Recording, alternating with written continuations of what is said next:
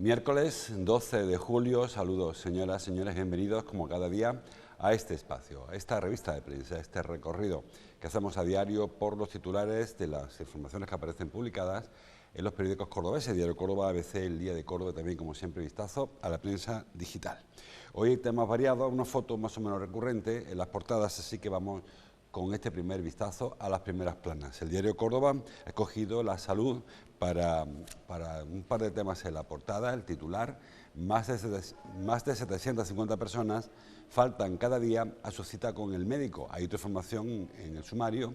La Reina Sofía atiende un 10% más de urgencias por el calor extremo. Hablo de salud. La foto, una foto que firma a J. González para la presentación ayer del equipo de gobierno de la Diputación, que hoy se va a conformar. Hoy hay un pleno organizativo de la Diputación y conoceremos, bueno, ya lo conocimos, nos informó el presidente Salvador Fuentes de la composición de esos 13 hombres y mujeres que componen el equipo de gobierno de la Corporación Provincial. Más asuntos que luego vamos viendo por ahí. El diario ABC toca temas que no son del ámbito local en la portada. El tema del cara a cara aún en el diario ABC. Sánchez pierde 4 escaños, dice, en las horas siguientes al debate. Se supone que a consecuencia del debate, aunque bueno, no está esa causa-efecto demostrada. Y luego la foto para un acto del PSOE en el que también hace referencia al cara a cara. El revés del cara a cara acentúa la desmotivación en la campaña socialista, titula el diario ABC. El diario El Día habla de presupuestos en la portada. El ayuntamiento que dispondrá de 468 millones de euros para este año, para 4 meses que quedan, lo que van a quedar a este año cuando se aprueben los presupuestos. Mañana jueves hay un pleno del ayuntamiento en el que se van a aprobar las cuentas para 2023. Repito, mañana es 13 de julio. Y luego tiene que pasar un mes de exposición pública en el que cualquiera puede presentar alegaciones, los grupos de la oposición o cualquier ciudadano o asociación, y en un mes tienen que volver a pleno para ratificar, para incorporar o para rechazar las alegaciones. Es decir, que el 13 de agosto supongo que habrá un pleno, que estará la mitad de los concejales de vacaciones, y entrará en vigor en las cuentas para el año 2023, que, bueno, estando el 13 de agosto, den por hecho que será ya el 1, porque el 13 de agosto creo que es domingo, será ya el 1 de septiembre. Es decir, que tendremos ese dinero para los 4 últimos meses del año. Ya les anticipo, y yo no soy adivino, que va a ser imposible gastarse ese dinero, con lo cual habrá unos remanentes importantes para el próximo ejercicio. La foto también es para la Diputación, foto que firma El Día de Córdoba, es decir, la foto que manda la propia Diputación. Nuevo gobierno, titula, Fuentes presenta a su equipo y anuncia la creación de una oficina de control presupuestario. Bueno, en una oficina, ahora hablamos un poquito de este asunto, se trata de fiscalizar y controlar el gasto. Ya la tuvo la Diputación en el año 2011-2015, el mandato en el que gobernó el Partido Popular, y ahora se rescata. Dice también el diario El Día, la parte baja, que el calor remite algo y deja la máxima provincial en 41,4 grados, que son muchos, pero son 3 grados menos que el pasado lunes, con lo cual, que antes de ayer, con lo cual, bueno, habrá que darse por aliviado. Y la foto, la parte alta del periódico, foto para Alex Sala, que es el nuevo jugador del Córdoba, cedido por el Girona, la quinta incorporación del equipo de Iván Ania. Bueno, vamos con el tema de... Hoy tenemos bastante salud, como hemos estado viendo, así que rápidamente, tema salud. El diario Córdoba abre información de María José Raya, hablando de las personas que piden cita en su médico de cabecera o su pediatra de cabecera y luego no van. Más de 750 cordobeses no acuden cada día a la cita que tienen pedida con el médico de familia. Es una información, lo digo, firma María José Raya, y son datos que aporta el propio distrito sanitario Córdoba-Guadalquivir, y habla con su gerente Francisco Javier Fonseca. Bueno, las cifras son las que son. Cada día se dan 9.500 consultas de médico de familia y 1.500 de pediatría. Y si hay estas personas que luego acaban no acudiendo, pues son el 9% lo que se desperdicia de las consultas de medicina, repito, de médico de familia, de cabecera y de pediatría. Córdoba es la ciudad andaluza con una mayor tasa de no acudir o de renuncia a la cita.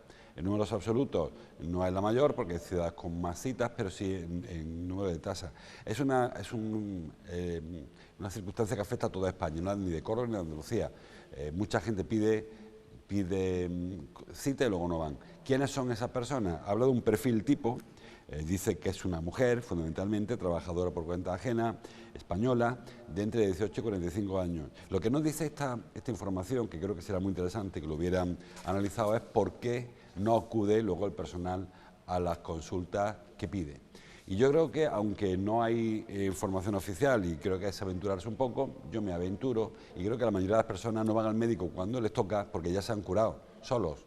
Porque si piden una cita hoy, que tienen la faringitis y se la dan para dentro de 6 días u 8 días, probablemente ese día ya no tenga faringitis. Es verdad que por civismo deberían llamar y anular la cita, creo que sí, pero claro, después de que llamas al médico, te da cita para 6 días u 8 días, igual no tiene mucha ganas de hablar con el médico para decirle que ya te has curado solo o sola, y por lo tanto que no vas al médico. En la parte, ha habido etapas, durante el invierno sobre todo, donde se movió una estadística y hay personas que incluso han llegado a fallecer esperando la cita del médico. Evidentemente eran situaciones muy graves porque nadie se muere en 4 días porque no había un médico de familia, pero creo que será interesante no solo culpar a los pacientes que no van al médico, sino también ver por qué la administración no da la cita en su día. Probablemente si yo llamo al médico hoy y me la dan para mañana, estas 700 personas se quedarán en muchísimas menos porque la gente iría al médico, sobre todo cuando lo necesita. Ahora, eso de dar la sensación como de que encima tiene la culpa el paciente de que se haya curado antes solo a consecuencia de la desatención de los médicos o que ha acudido a un médico privado, que también habrá muchos casos de personas que acudan y se paguen una consulta privada porque no puedan esperar la cita que les han dado en la medicina pública. Así que creo que el dato es preocupante, no ya en tanto en cuanto las consultas que se pierden, sino la de pacientes insatisfechos, que creo que ese es el gran problema. Imaginen que este dato fuese en una empresa privada. No sé, imaginen, un gran almacén en el que dicen, en el que se da información de que no sé cuántos pacientes piden una cita para comprar y luego no van. Supongo yo que echarían al gerente, porque habría un problema, no le echa la culpa al cliente. Algo pasaría ahí de por qué se pide cita y luego no se acude al médico. Yo, Javier Fonseca, muy amigo mío, no creo que lo despidan, pero creo que deberían analizar la información desde otra perspectiva, no que paciente más incívico que pide la cita y no va, sino por qué no va ese paciente al médico. Hay otra información también al calor de este tema. Publica el diario Córdoba, también lo hace María José Raya, que el Reina Sofía atiende hasta un 10% más de urgencias por el calor extremo. Otra información meramente estadística. A diario, el Reina Sofía atiende entre 400 y 500 personas, que es una horquilla grande, habría días con más presión asistencial y días con menos, y ahora con el calor se aumenta el 10%. Claro, la información que se da atribuye al calor este incremento del 10% de urgencias, pero hay otros factores, por ejemplo que los ambulatorios no abren por las tardes. Es probable que haya muchos pacientes que no quieren ir a urgencias, que prefieren ir a su médico de cabecera, que está cerrado por la tarde y cuando le dan cita se la dan para un día por la mañana dentro de mucho tiempo. Es decir, que volvemos al mismo asunto de antes. Si los ambulatorios centros de salud, tuvieran más agilidad en las consultas y abrieran por las tardes, probablemente ese 10% de incremento de las urgencias no se produciría. De nuevo estamos ahora, no digo culpando al paciente, que no quiero que tampoco parezca el defensor del ciudadano, pero sí creo que hay factores que no se analizan en esta información y que la administración sanitaria intenta camuflar un poquito y en un caso culpa al paciente, en otro caso culpa al calor, cuando realmente lo que hay ya es una menor atención o peor calidad asistencial en cuanto a la medicina pública durante el verano, en este caso y durante todo el año el caso que antes citábamos de la medicina de primaria y de atención primaria y pediátrica. Publica hoy Cordópolis que el calor causó la muerte a 269 personas en Córdoba durante el verano de 2022. Es una información de un instituto en Barcelona que lo hace para toda España y aparece... lo que han hecho es utilizar unos parámetros epidemiológicos de cuántas personas suelen fallecer en un periodo X de tiempo, la incidencia del calor, olas de calor, y salen estos datos. En España fallecieron 11.300 personas entre mayo y septiembre, creo haber leído por ahí, del año pasado, consecuencias, dicen, del calor. El calor no son golpes de calor, sino son a lo mejor agravamientos de patologías previas o desequilibrios que provoca las altas temperaturas. En Europa fueron 61.000 las personas que fallecieron a consecuencia del calor o que murieron de más. Es un dato un tanto complejo de analizar, ¿no?, cómo se llega a esta cifra. No es que hayan fallecido a consecuencia de deshidrataciones o golpes de calor, sino a consecuencia de patologías agravadas. Son tanto directamente como indirectamente. Se vincula con el calor porque del incremento de fallecimientos en este periodo, más de la mitad, el 56%, 52% se produjo entre España, Italia y Grecia. Los más, Italia, Grecia y España en tercer lugar. Pero entre los tres países mediterráneos, que es donde más calor hace de Europa, se produjo el 52% de los fallecimientos durante el verano pasado. En cuanto a Andalucía, la que más fue Sevilla, con 376, la segunda Málaga, con 313, y la tercera Córdoba, con esos 269. Luego Cádiz, 207, Jaén, 204, en fin, para abajo. Esos son números absolutos. Números relativos, Córdoba presenta la tasa más desfavorable, con 337 muertes por cada millón de habitantes. Repito que son fallecimientos provocados directa o indirectamente por el calor. No son olas de calor. Este año ha habido un caso de ola de calor que no se sabe si al final, porque quedó un poco ahí en investigación, aquel anciano que falleció en la residencia o en los pisos tutelados de Samanarro, y no se conoce más, pero sí que habrá habido algunas personas con problemas cardíacos, respiratorios, son pacientes a lo mejor que tienen problemas de polimedicamentos, que requieren un tratamiento, una asistencia especial, pacientes crónicos, personas más vulnerables, lactantes, mujeres embarazadas, que requieren un tratamiento especial y que el calor le provoca un agravamiento de su patología.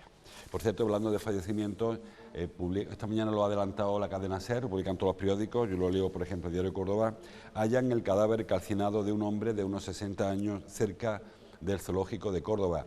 No se sabe si ha sido consecuencia de un golpe de calor, si ha sido consecuencia de un acto violento. Esta mañana un viandante, eso de las 7:30 de la mañana, encontró junto al punto limpio de Sadeco, al final del Linneo, cuando termina el zoológico o el botánico, ahí que hay unos caminos de tierra que utilizan los ciclistas y los corredores y las personas que van andando, pues se encontraron una persona de unos 60 años calcinado o semicalcinado. La información es un poco confusa porque todavía está muy reciente. Repito, no se sabe si ha sido una muerte natural, a consecuencia de un golpe de calor, si lleva aquí más tiempo, menos tiempo, es un paso muy frecuentado, con lo cual todo apunta a que si fuese de más días hubiese aparecido ayer o antes de ayer, con lo cual, bueno, habrá que esperar que la policía investigue. La zona está acordonada y está la policía recabando datos, recabando pistas sobre qué puede haber ocurrido con el fallecimiento de este señor, de unos 50 a 60 años, que ha aparecido esta madrugada, bueno, ya esta mañana a las 7 de la mañana, lo ha encontrado un viandante en esa zona. Bueno, más cosas. Seguimos hablando de calor. Me voy al diario ABC. Titula ABC: los alcorques vacíos y la falta de sombra se multiplican en Córdoba mientras el calor no deja de subir. Ayer el concejal del PSOE, Antonio Hurtado, portavoz del Grupo Socialista, pidió al ayuntamiento que actúe contra los alcorques vacíos. O no contra ellos, sino que los llene. Hay muchos alcorques, como la que vemos en la foto, de información que firma Luis Miranda, como les decía. Calcula Hurtado, aunque el dato es muy impreciso, Él lo reconoció, creo un dato un poco así, por aproximación, calcula que hay unos 7.500 alcorques vacíos en Córdoba. Son muchísimos, 7.500 alcorques. Sobre todo porque en Córdoba, según los profesores Ángel Lora y Isabel Castillejo, hay 87.000 árboles. Entonces, si hay 7.000 vacíos, es que el 10% de los alcorques, prácticamente el 8%, están sin árbol. Porque serían 90 y tantos mil. No solo como este caso alcorques en los que desaparece cualquier rama, sino alcorques con un tocón, que tanto está, tocón son esos grandes árboles que se caen, se cortan a 5 centímetros o 10 del suelo y se dejan ahí, que a veces preguntamos ¿para qué lo dejan ahí? Pues lo dejan ahí porque arrancarlos es muy complicado, son árboles con muchas raíces y casi habría que abrir la calle para sacar el árbol. En Sevilla, por cierto, el Ayuntamiento de Sevilla compró una máquina que sirve para arrancar tocones y plantar algo en el hueco que deje el árbol que se arranque. Pero aquí hay alcorques donde directamente ya no hay alcorque, sino que con el paso del tiempo se han ido sellando o cegando, como quieran entenderlo, para evitar porque se acumule la suciedad o la maleza. Pues un día alguien, supongo que del ayuntamiento, ha llegado con una puerta de hormigón o de cemento y lo ha tapado y así nos quitamos de problemas. Córdoba es una ciudad que necesita arboleda. Dicen los expertos que una arboleda conveniente reduce la temperatura hasta un 5%. Según las estadísticas, lo ideal es que la masa arbórea de la ciudad cubra en torno al 20% de la superficie. Si es más, mucho mejor, pero al menos el 20%. En Córdoba, repito, con esos 87.000 árboles que dicen que hay en Córdoba, bueno, 50.000 en la ciudad, el resto está en zonas más o menos periurbanas, ¿no? Bueno, pues con esos árboles se cubre el 15% solo, haría falta un 5% más de sombras, de árboles, para llegar a ese mínimo que permitiera bajar un poquito la temperatura. No reducirla, porque los árboles no son milagrosos, pero ustedes paseen, por ejemplo, por el Parque Cruz Conde o por la Plaza de Colón, y háganlo por la Corredera y verán como una diferencia importante de temperatura de una zona con árboles a una zona sin árboles, y no hay que ser tampoco científico para encontrar eso. Me quedo en ABC, publica hoy Javier Gómez que el Ayuntamiento de Córdoba invertirá 850.000 euros para colocar toldos y lograr más sombras en 73 colegios. Son dos fases, primero se va a actuar en 50 colegios y luego en otros 23. El objetivo, dar sombra a los patios. Hay que recordar que los colegios son propiedad y titularidad de la Junta de Andalucía, aunque el mantenimiento corresponde al Ayuntamiento de Córdoba. En el caso de Córdoba, en otros pueblos, de otro pueblo, en otra ciudad, de otra ciudad. En Córdoba llevan muchos años los padres y las madres reclamando sombras, muchos años. Y estos últimos 2 o 3 años con ola de calor, pues mucho más. Este año he tenido la suerte de que el final de curso coincidió con esa época de bajas temperaturas, incluso lluvias. Junio ha sido el mes más lluvioso, el junio más lluvioso desde que hay constancia en España, y eso ha hecho que no sea necesario implementar medidas. El año pasado, recuerden, la Junta de Andalucía, el Consejo de Educación, autorizó a los padres a llevarse a sus hijos del colegio en el recreo para evitar el calorón de mediodía, la salida a las 2. Claro, lo recogió quien pudo, quien tiene o un abuelo o una abuela o tiene alguien que le lleve el crío a casa, porque el resto, el colegio hace también un poco de guardería. Bueno, pues este año el nuevo concejal de Infraestructura, vemos en la foto, Miguel Ruiz Madruga, y la nueva concejal de Educación, la vemos en la foto, Narcisa Ruiz, presentaron ayer un proyecto dotado con ese dinero, 850.000 euros, para colocar toldos y sombras en general en los árboles.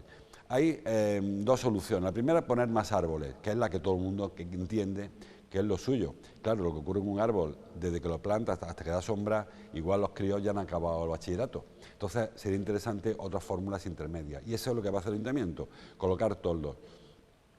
Hay otras fórmulas también, hasta 3 fórmulas que se van a plantear: toldos en vela, que son esos toldos que van colgados de unos cables para que den sombra de manera estratégica; toldos en palillería, que son esas estructuras como las de las pérgolas de los bares, para que nos entendamos, también con unos rieles de alambre; y los toldos sujetos a las fachadas mediante anclaje.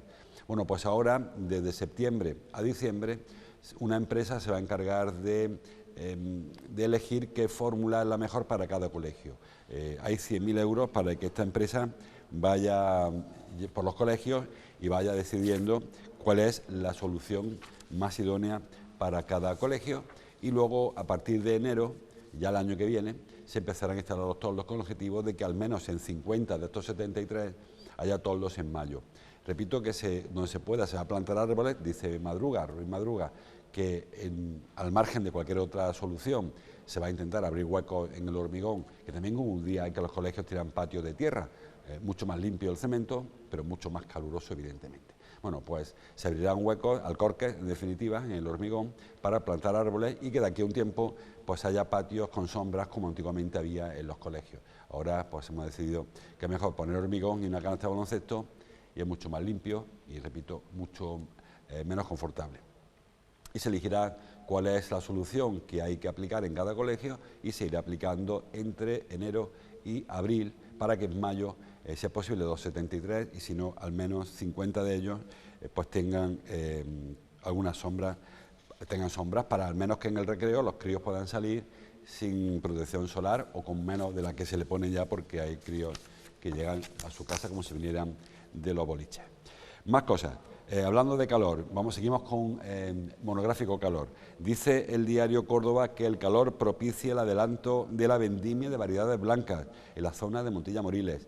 Pues al menos 2 semanas. La vendimia habitualmente se comienza en torno a septiembre, la de la vendimia se puede decir más habitual, pero ya se ha ido adelantando otros años. En este caso la uva blanca, la uva que sirve para el vino joven que no tiene crianza, pues se suele empezar a coger a principios de agosto, como muchos finales de julio. Bueno, pues en la cooperativa La Unión, que es una de las referencias en la zona de Montilla Moriles, ya el enólogo, creo que es el enólogo el que lo ha hecho, el que ha recomendado que se empiece ya. La uva ya ha adquirido su grado de maduración, ya tiene la graduación alcohólica necesaria y lo que puede pasar ahora es que se deshidrate porque nada hace prever que vaya a llover de aquí a unos días.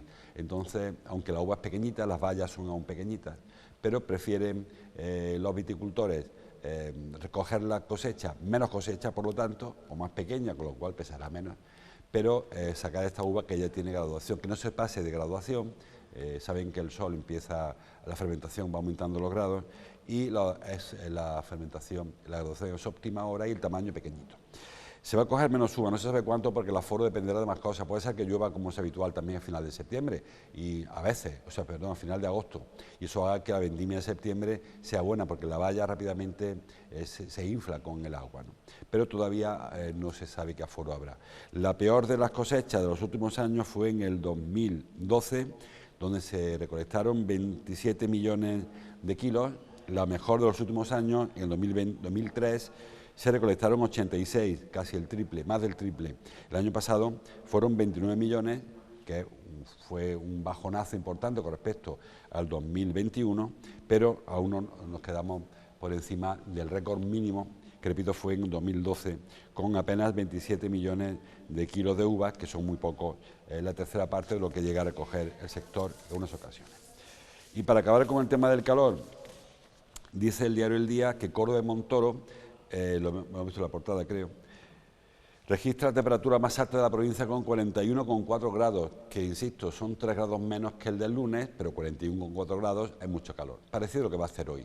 Eso es lo que se espera que haga hoy en Córdoba y la campiña. Saben que la masa esta de aire sahariano se ha instalado en la zona de Granada, en la zona de Loja, y por eso, por ejemplo, hoy se espera que la temperatura máxima se dé en la zona entre Granada y Murcia, que andan en aviso rojo. Córdoba tiene aviso naranja, tanto ayer como hoy. Baja un poquito el color del aviso, aunque 41,4 grados es mucho calor.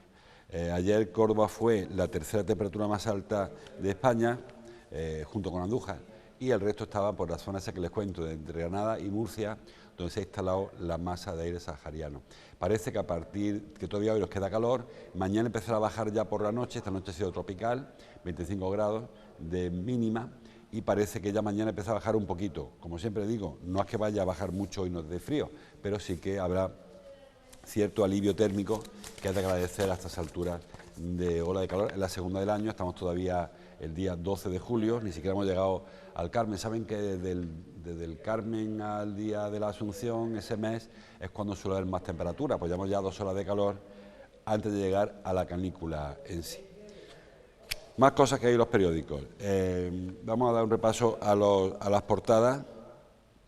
El diario Córdoba trae la portada del fichaje de Alex Sala, el quinto, bueno, no es un fichaje, realmente es una cesión, viene cedido del Girona. Este chaval es un chaval joven, juega de pivote, de la cantera del Barcelona y del Hospitalet también creo, del Girona. Viene un jugador que ha ido por muchos clubes y que ahora recala en el equipo de Iván Ania como pivote, como digo, cedido para esta temporada. El Córdoba tiene un tranque en esa posición, a ver si la solución es la de Alex Sala. Eso en cuanto al sumario del Córdoba, y con eso termino. En la portadilla del ABC habla de presupuesto y habla de la Diputación. En cuanto a presupuesto, ya he avanzado yo algo antes, mañana se aprueban los presupuestos de la Diputación, 400 y pico millones de euros, 468 millones, la mitad comprometido ya para pago de personal, y siempre nos decimos que el presupuesto del Ayuntamiento es un presupuesto muy comprometido, porque no hay tanto dinero como para jugar con él. Hay una parte que está directamente para pago de nóminas, con lo cual no hay mucha historia. Otra parte, la mitad de lo que queda es para pagar recibos, gasto corriente, y otra parte importante para pagar préstamos que había que comprometidos también, con lo cual realmente hay poco dinero para moverlo. En cualquier caso, se aprueba mañana jueves y entrará en vigor en agosto, mediados de agosto para septiembre. Eso al Ayuntamiento, a la Diputación. Estamos viendo en la imagen el nuevo equipo de gobierno. Ayer se presentó el equipo de gobierno con rostros conocidos, entre ellos, bueno, pues en primera línea vemos a Miguel Ángel Torrico, vicepresidente quinto, Félix Romero, vicepresidente tercero, Andrés Lorite, vicepresidente primero, en fin, 5 vicepresidentes que son los que acompañan a Salvador Fuentes, esa foto que veíamos, y otros 7 diputados más que ocuparán distintas áreas. Hay 2 elementos que me parecieron interesantes en la presentación de ayer. El primero, esta creación de la Oficina de Control Presupuestario, de la que habló Fuentes, que lo que pretende es que no haya desequilibrio presupuestario. Él puso el ejemplo de en Proaxa con el tema de la colada, este trasvase de agua de la colada a Sierra Bollera, que ha supuesto un desembolso extraordinario de en torno a 3 millones de euros que van a descuadrar las cuentas, por supuesto, de la empresa provincial de aguas. Es un gasto extraordinario, creo que es comprensible, nadie lo cuestiona, pero sí que es verdad que no había previsión de ese ingreso y eso va a desequilibrar mucho. Bueno, por lo que pretende esta Oficina de Control Presupuestario es saber día a día qué se está gastando y cómo se está ejecutando el presupuesto. Fuentes, que viene de estar 4 años como responsable de la Hacienda Municipal de Córdoba, se va a quedar bajo su responsabilidad con esa oficina. Y el otro factor que me parece muy interesante de la rueda de prensa de ayer de Salvador Fuentes es la vinculación que quiere establecer entre el Ayuntamiento y la Diputación. Hasta ahora, muy pocas veces ha coincidido un gobierno del mismo partido en Diputación y Ayuntamiento. Que yo sepa, de memoria hablo, ha ocurrido 3 veces. La primera fue en el mandato 2011-2015, en el que era presidenta de la Diputación María Luisa Ceballos y alcalde de Córdoba, José Antonio Nieto. Luego, en el mandato 15-19, era Isabel Ambrosio, del PSOE, alcaldesa de Córdoba, Antonio Ruiz, el PSOE, al presidente de la Diputación, y ahora cuando está Bellido en el Ayuntamiento y Fuentes en la Diputación. Cuando hay esa coincidencia, esa confluencia astral, se produce más colaboración de la que habitualmente se produce, porque no digo que haya piques ni que haya envidia, simplemente que cada uno hace su guerra por su sitio. Hay un ejemplo claro, que es el tema de Fitur. En los años en los que no coinciden, los colores de los gobiernos, montamos 2 stands en Fitur, uno para la Diputación y otro para el Ayuntamiento. Y en ocasiones, como estos últimos años, en que el Ayuntamiento era de Ciudadanos, el turismo quiero decir, pues también participación en el de la Junta.